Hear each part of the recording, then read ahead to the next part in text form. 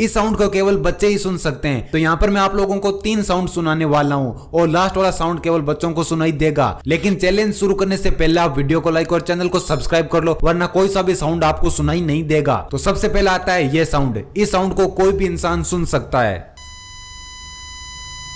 अब आता है ये साउंड। इस साउंड को केवल वही लोग सुन सकते हैं जिनके कान काफी अच्छे से काम करते हो। और अब आता है ये साउंड। इस साउंड को केवल और केवल बच्चे ही सुन सकते हैं।